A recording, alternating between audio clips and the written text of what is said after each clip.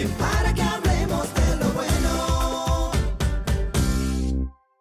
El Consejo Nacional de la Empresa Privada, así se llama. Es un organismo que agrupa a todas las empresas e importantes corporaciones del país. Pero no solamente se trata de eso. Se trata de un organismo que tiene una incidencia en todas las reformas y decisiones en la vida nacional. ¿No es así, doña Alexandra? Así mismo es, Elías. El CONEP es un grupo que ha iniciado en las más importantes reformas, y no solo a favor del sector que representa, sino más bien a favor de la nación. Hoy, en Lo Bueno, para hablar de esto y otros temas, nos place saludar a César Targán, vicepresidente ejecutivo del Consejo Nacional de la Empresa Privada, CONEP. Gracias, querido amigo, por estar aquí con nosotros. Nos sentimos felices, realmente, porque sabemos de muchos años de haber compartido por muchos lados, ¿verdad? Y en este programa estábamos ansiosos de tenerte. Buenos días. Muchas gracias, doña Alexandra, y muy buenos días. Yo siento la misma felicidad. En el caso suyo, una relación casi familiar de años que trascendió generaciones y que hoy tenemos esa linda amistad. Elías, el aprecio también que te tengo y respeto. Gracias. O sea que hace tiempo que quería venir a conversar con ustedes. Estamos en familia. Para nosotros es un honor, de verdad que sí.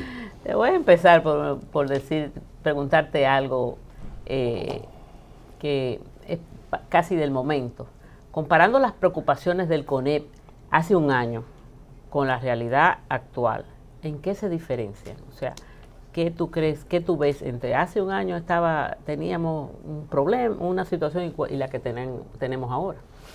Nosotros hemos tratado de mover esa palabra de preocupación y cambiarla por ocupación. Y lo que hemos estado en todos estos últimos años es bastante ocupado con una agenda cambiante, tanto a nivel nacional, pero sobre todo en el contexto global. Si recordamos, en el año 2019, la República Dominicana ya venía recuperándose de una campaña de difamación internacional que afectó bastante el turismo.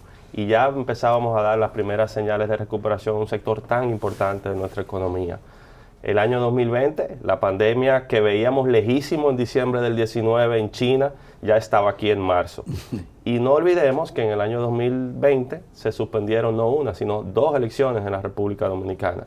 Entonces, esa incertidumbre... Que eso queda a veces medio perdido. Sí, claro. Eso sobre todo entiendo que podremos conversar más adelante. Cuando vemos cuál ha sido el desempeño de la República Dominicana, no solamente ha sido enfrentar esos cambios abruptos en el escenario global, sino también cuestiones internas. Y ese 2020, un cierre total en el país, un cierre en el mundo, un colapso de todas las actividades y en adición este tema de incertidumbre política, pues nos tenían bastante ocupados. 2021 ya un control mayor de la pandemia, 2020 cerramos completando los procesos democráticos que conllevaba una transición pacífica y más sobre todo si lo comparamos con muchos otros países de la región que no han podido hacerlo. 2021 inicia esa recuperación y ahora en el 2022, pues justamente cuando se anuncia ya inclusive una flexibilización de las medidas de control del COVID, pues hay un conflicto bélico de dimensiones mayores en Europa del Este. Eso han sido los últimos 3 años. Todo eso que parecería teoría que está pasando lejos de aquí, tiene un impacto directo en la República Dominicana y no solamente en la clase política, sino en toda la sociedad. De acuerdo con el Banco Central, en la República Dominicana hemos podido irnos recuperando poco a poco, a pesar del COVID-19 y todos los factores exógenos que precisamente inciden en esta situación. ¿Qué piensas tú sobre esos valores que ofrece el Banco Central y qué importancia tiene la empresa dominicana en esos aspectos? Yo te lo dividiría en 2 partes. Hay una que podría parecer muy estructurada y muy formal, que es cuando nos referimos al Producto Interno Bruto de la República Dominicana. Y también olvidamos, doña Alexandra, cuando usted decía que rápido pasa el tiempo, hace 4 décadas la República Dominicana era la 12ª economía de toda nuestra región. Hoy por hoy nosotros ocupamos el lugar número 7 y con altas posibilidades de seguir aumentando. Nuestro país ha crecido, nuestra economía ha crecido. Y si bien es cierto que en el año 2020 y 2021 la actividad económica se vio afectada, no menos cierto es que cerramos un 2021 con el crecimiento más alto de toda la región. Entonces, eso en cuanto a la macroeconomía, el país ha dado señales sólidas de un progreso y sobre todo constante. Ahora bien, ¿cómo traducimos eso a la vida normal de la gente? Y hay un componente fundamental que es el empleo. El empleo se vio sensiblemente afectado durante la pandemia. Y en junio del año 2020 nosotros llegamos a tener sobre 1 millón de trabajadores suspendidos de sus labores. Hoy por hoy, cuando vemos las cifras más recientes, que son de enero del 2022, ya la fuerza laboral, los que cotizan en la Tesorería de la Seguridad Social, son más de 2 millones de dominicanos. Entonces hemos visto una recuperación del empleo, hemos visto una reactivación de la actividad económica, y ahora entonces la visión debe ser es cómo seguimos vadeando estas olas que se presentan de incertidumbre en el escenario internacional, y puede la República Dominicana entonces seguir avanzando. Como tú eres uno de los representantes que asiste al Consejo Nacional, al CES, Consejo Económico y Social. Consejo Económico y Social. Oriéntanos un poco de qué está pasando ahí. Y entre las cosas que me gustaría oír es, ahí se está manejando el tema del Código Laboral. Y así como tú dijiste ahorita que han cambiado preocupación por ocupación, en cesantía han cambiado algo también. Sí, en que seguimos bastante ocupados. Mire, es interesante y tengo la dicha, la oportunidad de participar en el Consejo Económico Social en un proceso de diálogo y concertación justo en estos momentos que hablamos de cambios constantes, de inestabilidad, de incertidumbre. Y digo esto porque el hecho de que se pueda convocar en un mismo espacio a representantes de la sociedad civil, del sector laboral, de los sindicatos, del sector privado, del gobierno y a los partidos de oposición, y sentarnos todos en una mesa y tratar de avanzar en una agenda, yo creo que es algo extraordinario, sí, lo que nosotros estamos viviendo. Ahora bien, cuando en agosto del año pasado el presidente Luis Abinader hizo el anuncio de una serie de reformas que quería introducir, si bien es cierto que lo saludamos, lo aplaudimos, lo apoyamos, no menos cierto es que desde el principio dijimos es bastante ambicioso lo que se está planteando. En ese momento eran 12 reformas, sí, estructurales y pendientes durante muchos años en nuestro país. En adición, conversando con los partidos políticos, se agregaron 4 más, por lo cual la invitación fue a discutir 16 grandes temas. Pero ahí está la Constitución. Ahí la Constitución 4 era una de las que estaba en el tema institucional y de transparencia, correcto. Entonces son 16 temas de manera simultánea. Uno de ellos que está ahora mismo, digamos que en pausa, que es el tema fiscal, que luego de las consultas y los anuncios no se ha avanzado en el proceso, al menos en este momento, pero quedan otras 15 que se están discutiendo. Algunas de ellas ya con espacios institucionales creados. Por ejemplo, usted mencionaba el Código Laboral. El Código Laboral permanece en el tripartismo, es decir, en la mesa están el gobierno, el sector laboral y el sector empleador. Sin embargo, se presentan informes al CES precisamente para lograr la interacción con los partidos políticos y con la sociedad civil. El tema eléctrico, porque recientemente, el año pasado, firmamos un pacto eléctrico que define su espacio de discusión y de seguimiento. Y el tema educativo, que a raíz del pacto educativo también tenía su pacto, y justamente esta semana se ha reactivado la Asamblea General, que desde el año 2019 no se reunía. Entonces le digo de que todas estas mesas, de manera casi simultánea, es un reto grande que hay por delante. El tema laboral, por ejemplo, con una íntima relación con el tema de la seguridad social, tratando de mantener la coherencia, y en las propuestas que al menos nosotros desde el sector empresarial estamos presentando, procurando precisamente traer mayor certeza jurídica, mayor sostenibilidad y mayor certidumbre en cualquiera de los resultados que podamos tener. He escuchado, con referencia a eso, precisamente, creo que fueron unas declaraciones tuyas, de que ya ustedes no están en contra de la cesantía, más bien están en la modificación. ¿Cómo es eso? Explica. Él no lo quiso contestar, como que lo brincó. Pero para dedicarle el tiempo que eso meritaba. Pero hazlo de manera... Mira, el Código Laboral de la República Dominicana es del año de 1992. Sí. Era un país completamente diferente, en un mundo completamente diferente. Sí. Si bien es cierto, su reforma se viene discutiendo hace años, la pandemia nos ha puesto en relieve de que es un código que está desfasado, que su alcance no cubre ya las realidades del mercado laboral, no solamente de la República Dominicana, sino también del resto del mundo. Por eso esta discusión viene desde hace tiempo. Antes de la pandemia se hablaba de temas como el futuro del trabajo, que se veía como remoto, la automatización, los cambios que se estaban dando con la cuarta revolución industrial, y la pandemia de un instante nos lo ha hecho. Digo esto porque la discusión del Código Laboral no se centra, contrario a lo que se pueda pensar, en la cesantía. La cesantía es uno de los componentes de uno de los subtemas del Código de Trabajo. Nosotros hemos planteado, mira, lo primero que hay que hacer es adaptar nuestra legislación a los convenios internacionales que ha suscrito la República Dominicana durante todos estos años. Orientarlo hacia lo que la jurisprudencia de nuestro país ha venido estableciendo. Revisar los diferentes componentes del código, que eso incluye la jornada laboral, el contrato de trabajo desde su formación, su ejecución y su terminación. Y dentro de la terminación, una de las formas, que es cuando la ejerce unilateralmente el empleador, pues el auxilio o la indemnización que se le da al trabajador en la cesantía.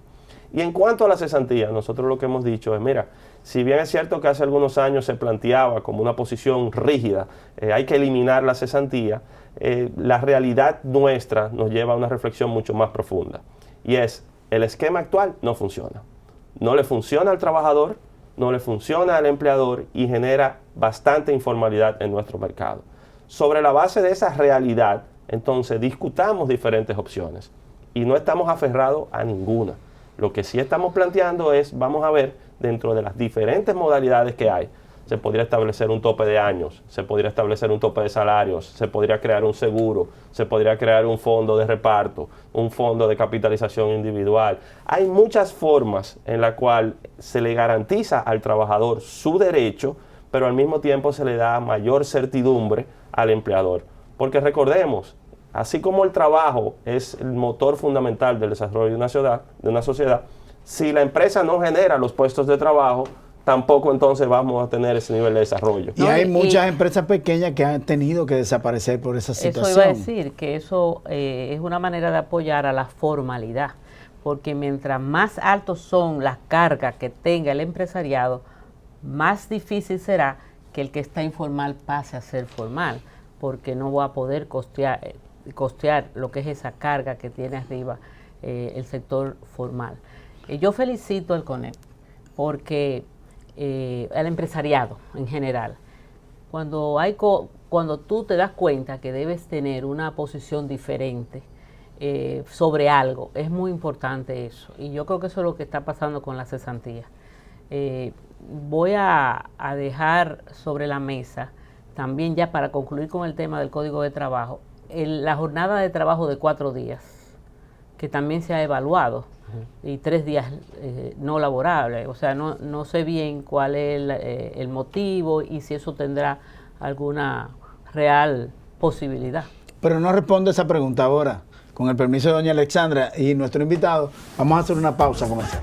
Emprendimientos, ven para que hablemos de lo bueno. Gracias, amigos televidentes, por seguir con nosotros en Lo Bueno. Continuamos la entrevista del vicepresidente ejecutivo del Consejo Nacional de Empresa Privada, CONEP, el amigo, licenciado César Dargan. Ese es el título que más me engalana. No, y el más importante realmente. Pero vamos a invitarle a un café, doña Alexandra. Pues mira que me estaba pasando, Paola. Gracias por ese café Paola. Santo Domingo, que a esta hora es tan agradable. Muchas gracias. Agradeciendo siempre a la familia Perelló. Gracias. Nosotros hasta salud. Salud, brindamos con café. Exacto. Queda en el tapete la pregunta de doña Alexandra. De los Precisamente 4 días laborables. de- de trabajo, ¿verdad? Sí. El tema de la jornada laboral y la orientación es hacia una flexibilización de la jornada ya existe en nuestro país. ¿A qué me refiero? En el sector turismo, en el sector industrial, en el sector minero, a los fines de atender la cadena de producción y establecer los mecanismos que permitan cumplir con la demanda, se establecen jornadas más flexibles en la cual durante un día tú puedes extender mayor el número de horas o el número de días, nunca yéndote por encima de lo que establece o permite el código para una semana completa. Diga esto que ya existe porque en muchos lugares lo que ocurre es que a través de pactos colectivos, es decir, acuerdos entre la empresa y los sindicatos y los trabajadores, pues ya se reconoce esta realidad. Y en determinados sectores, si tú eliminas esta posibilidad, no hay. Eso no es un beneficio solo a la empresa. El propio trabajador, respetándole sus derechos, ajusta su horario a una modalidad de trabajo distinta. Y precisamente por eso la invitación ha sido vamos a abrir la mente, vamos a tener ideas más frescas que nos permitan dar respuesta a eso que tenemos allá afuera. Por eso nosotros hemos dicho que el tema de la jornada, que ya es una realidad, su discusión no debe ser tan traumática y lo que procuramos es mayor certidumbre jurídica de que no solamente sea por la vía administrativa o de acuerdos colectivos, sino que el propio código lo refleje. Y ahí también les comento de que a veces se cree que el empresario o la empresa es eso el gran como empresario. un atractivo para lograr el apoyo, el que le aprueben la ley, el código, el que sea una jornada de trabajo más corta. Ese es uno de los puntos que hemos planteado para discusión. Cada uno de los sectores, el sector laboral planteó una serie de temas, nosotros planteamos una serie de temas y el de la jornada es uno de los temas que queremos conversar. Sí. Eso me recuerda que hay una ley, por ejemplo, para el asunto de los días festivos. Entonces, ciertamente la gente no entiende cuál es la estructura y más o menos está como relacionada. De hecho, un trabajador que se va el viernes y vuelve el martes, va de vacaciones un fin de semana, pero viene con mayor energía. Y si la interrumpe en medio de la semana, uff. Mira, Elías, algo que se ha querido plantear en el escenario, y espero que no tenga tierra fértil, es un antagonismo, una lucha de clases, una confrontación. Los retos que estamos enfrentando como país, los retos que está enfrentando el mundo, lo que requieren ahora mismo más que nunca es la unidad. Y precisamente, bajo ningún concepto, el sector empleador de la República Dominicana plantearía propuestas de reforma que sean lesivas a los trabajadores.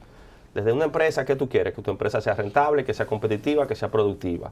Y la materia prima de la empresa es el recurso humano. Total. Si tu recurso humano no está motivado, comprometido y en buenas condiciones, su productividad baja. Entonces, lo que queremos es reglas claras que permitan precisamente que estas actividades se desarrollen. Y pensar de que, contrario a lo que se cree, que es la gran empresa, el 85% de las empresas en la República Dominicana tiene menos de 15 trabajadores. Nuestro tejido empresarial son MIPYMES. Ajá. Y ante esa realidad, precisamente procurar la generación de empleo debe ser una prioridad. Cuando nosotros vemos, usted mencionaba, doña Alexandra, el tema de la informalidad, el Banco Central la publicó un 58%. Sí. Más de la mitad de nuestra economía está en la informalidad. Está en la informalidad porque conscientemente hay quien dice, mira, yo no voy a cumplir. O está por quien dice, yo no puedo cumplir. Con tantos requisitos, tantas cosas que yo no conozco, yo no puedo cumplir. Y eso es informalidad. Una reforma del código debe ser simplificación, certidumbre y mayor seguridad jurídica para todos. ¿Ustedes Excelente. están de acuerdo con la reforma de la Ley de Seguridad Social 8701? Esa ley que usted conoce bastante bien es una ley del año 2001, Trabajé en ello. que trabajó en ella y todavía trabaja indirectamente en ella. 22 años tiene. Esa ley ya es una ley lo suficientemente madura para demostrar qué funciona y no funciona del sistema. Es una ley que, si bien es cierto, fue disruptiva porque cambió significativamente lo que era el sistema de la seguridad social en la República Dominicana. Su aplicación ha sido periódica en el tiempo, en el tema de salud, en el tema de pensiones. Y su propia gobernanza ha dado señales de espacios de ajuste. Por lo tanto, nosotros efectivamente estamos de acuerdo con que se revise la Ley de Seguridad Social. Ahora bien, una revisión integral que procure reconocer los avances que tiene el sistema y no destruir lo que hasta ahora nosotros hemos podido ir Avanzar. construyendo. En esta semana propusieron al Congreso, llevaron un proyecto de ley de que se revisara para anular las AFP y las ARS. O sea, eso es lo que tú estás diciendo. Si ya hemos avanzado en muchas cosas, hay que tener mucho cuidado en esta revisión y en estas propuestas que se hacen, ¿verdad?, en la democracia, que no vamos para atrás. Lo que vivimos esos momentos de saber lo que era nada más la seguridad social, que parecía un impuesto y más nada, no podemos volver ahí. No, y lo que compartimos es el anhelo que tiene la mayoría de los dominicanos de tener mayor cobertura de salud, de mayor calidad, de sentir un sistema de salud que realmente lo proteja y en adición de tener más y mejores pensiones. O sea, ese anhelo es compartido. Sin embargo, salidas coyunturales oportunistas y populistas Total. que podrían llevarse consigo al sistema, ni nos van a dar mejor salud, ni nos van a dar mejor pensiones. Y por lo contrario, caeríamos en una anarquía o en un desorden que afectaría inclusive la sostenibilidad del país. A propósito, entonces, sí. abierto a la discusión, pero siempre pensemos en cómo mejorar y no cómo destruir. A Claro, propósito claro. de eso, Bueno. ha pasado en esta semana una discusión con referencia a las administradoras de fondos de pensiones, unos números que la gente no entendió y ha tratado la ADAPF de explicar, pero no ha sido posible. Y ha sido precisamente estos oportunistas políticos que han tratado de pescar en río revuelto. ¿Cuál es la posición del CONEP con referencia a eso? En primer lugar, porque si utilicé la palabra, quiero reiterar el respeto a la clase política y el respeto a nuestros congresistas, que al final del día son los responsables de dictar las leyes y de revisarlas. Pero el apelar a su conciencia y a una posibilidad de una conversación racional que nos permita con la cabeza fría discutir muchos de estos temas. El tema de fondos de pensiones definitivamente necesita mucho más información. Porque si bien es cierto que la información provista aclara muchas de las situaciones, hay quien desconocía de que la rentabilidad que han tenido los fondos son las que han hecho crecer el total acumulado hasta la fecha. La diversificación de los fondos limitada, porque la propia ley establece dónde se puede invertir y bajo qué condiciones invertir, es la que muchas veces se convierte en una retranca para que no exista mayor rentabilidad.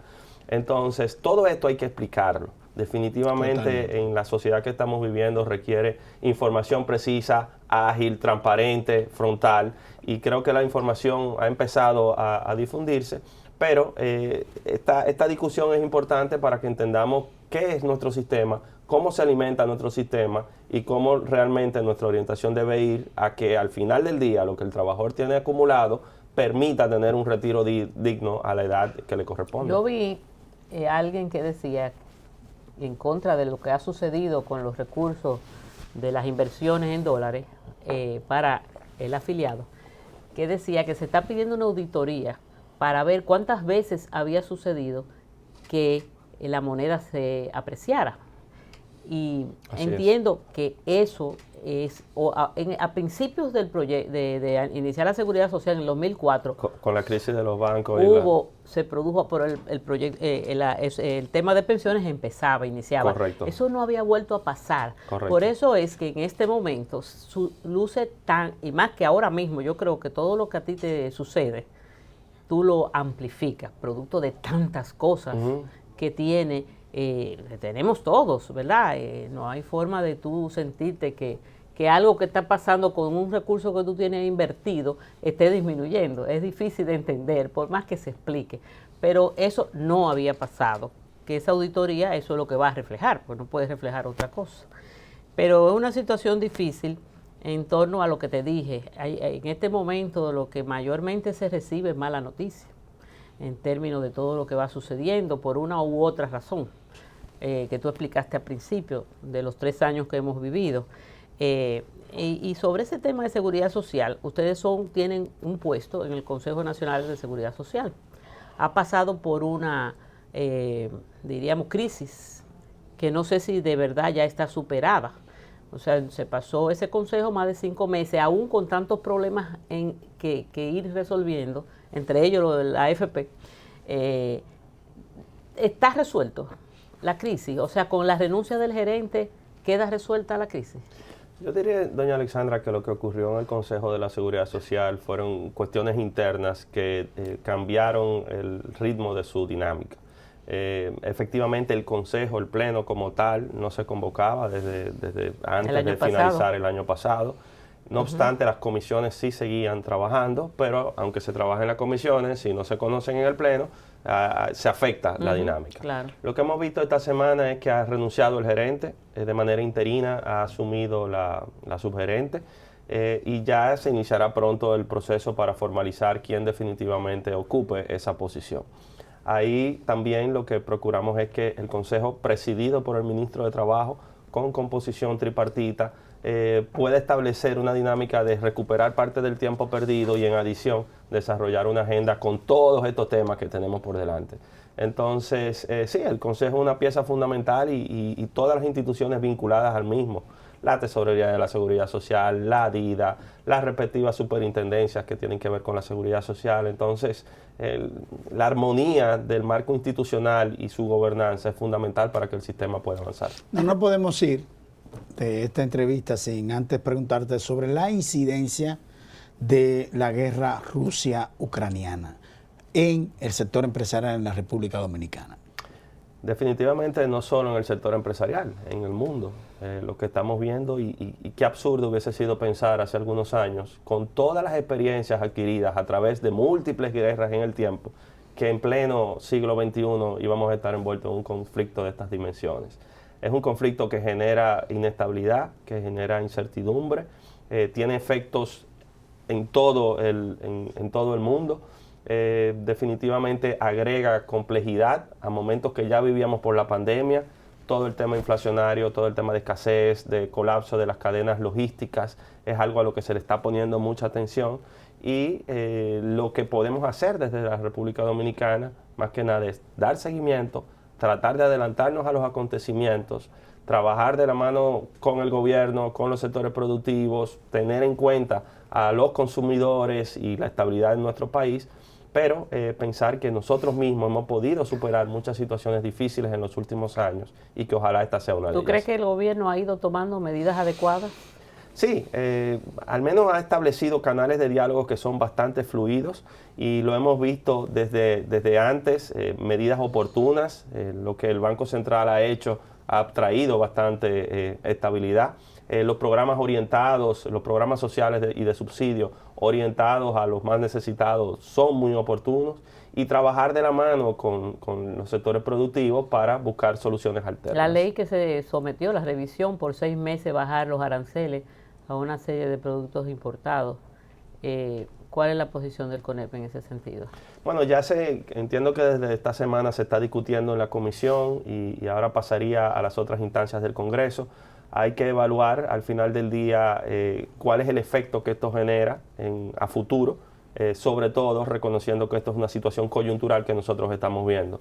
Entonces yo entiendo que habrá una rica discusión porque la República Dominicana tiene mucha experiencia acumulada en política comercial, es parte de 6 acuerdos de libre comercio, es parte de la Organización Mundial del Comercio, debe pensar en su producción nacional, al mismo tiempo manteniendo el equilibrio con el abastecimiento del mercado que no ha faltado. En un desayuno reciente, el presidente del CONEP decía que eso no se puede extender por mucho tiempo. Sí. Creo que tenía mucha razón, me lo saluda también.